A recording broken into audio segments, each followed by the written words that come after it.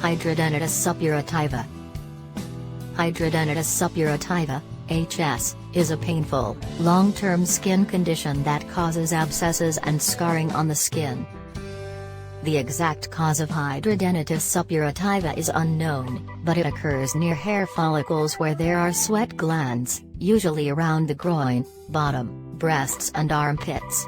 For reasons that are unknown, more women than men have the condition. It's thought to affect about 1% of the population. The symptoms of hidradenitis suppurativa range from mild to severe. It causes a mixture of boil-like lumps, blackheads, cysts, scarring and channels in the skin that leak pus. Hidradenitis suppurativa can cause fleshy lumps to grow on the surface of the skin. Sometimes, narrow channels, sinus tracts, form under the skin, which can break out on the surface and leak pus. The condition tends to start with a firm pea-sized lump that develops in one place. This will either disappear or rupture and ooze pus after a few hours or days. New lumps will then often develop in an area nearby. If these are not controlled with medicine, larger lumps may develop and spread. Narrow channels called sinus tracts also form under the skin that break out on the surface and leak pus. Hidradenitis suppurativa is very painful. The lumps develop on the skin in the following areas: around the groin and genitals, in the armpits, on the bottom and around the anus, below the breasts. The abscesses may also spread to the nape of the neck, waistband and inner thighs. Other isolated areas that have been known to be affected include the front or back of the legs, the sides, the back area and the face. Some of the lumps may become infected with bacteria, causing a secondary infection that will need to be treated with antibiotics. Many people with hidradenitis suppurativa also develop a pilonidal sinus, which is a small hole or tunnel in the skin. What causes hidradenitis suppurativa? The exact cause of hidradenitis suppurativa is unknown, but the lumps develop as a result of blocked hair follicles. Smoking and obesity are both strongly associated with hidradenitis suppurativa, and if you're obese and/or smoke, it will make your symptoms worse. Hidradenitis suppurativa usually starts around puberty, but it can occur at any age. It's less common before puberty and after the menopause, which may suggest that the sex hormones play a part. Many people with the condition also have acne and excessive hair growth, hirsutism. In rare cases, hidradenitis suppurativa may be linked to Crohn's disease, particularly if it develops around the groin area and the skin near the anus. Crohn's disease is a long-term condition that causes the lining of the digestive system to become inflamed. Hidradenitis suppurativa runs in families in about a third of all cases. It's not infectious and is not linked to poor hygiene. Diagnosing hidradenitis suppurativa. There's no definitive test to help diagnose hidradenitis suppurativa.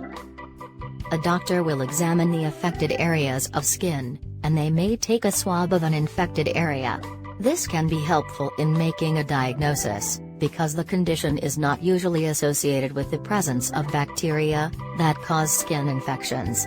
Hidradenitis suppurativa could be mistaken for acne or ingrown hairs. Treating hidradenitis suppurativa. Hidradenitis suppurativa is a lifelong, recurring condition that requires constant management, and is often difficult to manage. It's important to recognize and diagnose the condition in its early stages to prevent it getting worse. Treatment for hidradenitis suppurativa will be tailored to the individual. In the early stages, it may be controlled with medicine. Surgery may be required in severe or persistent cases. The treatments are mentioned here. Antibiotics. If you have lumps that are particularly painful, inflamed and oozing pus, you may be prescribed a 1 or 2 week course of antibiotic tablets, as you may have an infection. However, in hidradenitis suppurativa, a secondary bacterial infection is not that common, so a swab of the affected area should be taken. If bacterial infection is not present, low doses of antibiotics may be used to prevent inflammation. This longer course of antibiotics will last at least 3 months. with the aim being to reduce the number of lumps that develop. You may be given antibiotics as a cream, topical, or as a tablet, capsule or liquid that you drink. Antibiotic types can include erythromycin, lencycline, doxycycline and tetracycline. In severe cases of hidradenitis suppurativa, a combination of clindamycin and rifampicin can be effective, but these antibiotics are usually prescribed by dermatologists rather than doctors. Antiseptics, antiseptic washes, such as 4% chlorhexidine, applied daily to affected areas are often prescribed alongside other treatments. Retinoids, such as isotretinoin and acitretin, are vitamin A-based medications. They're not as effective for treating hidradenitis suppurativa as they are for treating acne, but they may help some people. Retinoids are always prescribed by dermatologists. They must be used with caution and cannot be taken during pregnancy. Contraceptives, if hidradenitis suppurativa flares up before a period, you may benefit from taking the combined contraceptive pill. Immunosuppressive treatments, infliximab and adalimumab, in very severe cases of hidradenitis suppurativa, treatments that suppress the immune system, such as adalimumab, a biological therapy, can be useful. However, there are risks associated with suppressing the immune system, so they're usually only prescribed by a dermatologist if other treatments do not work.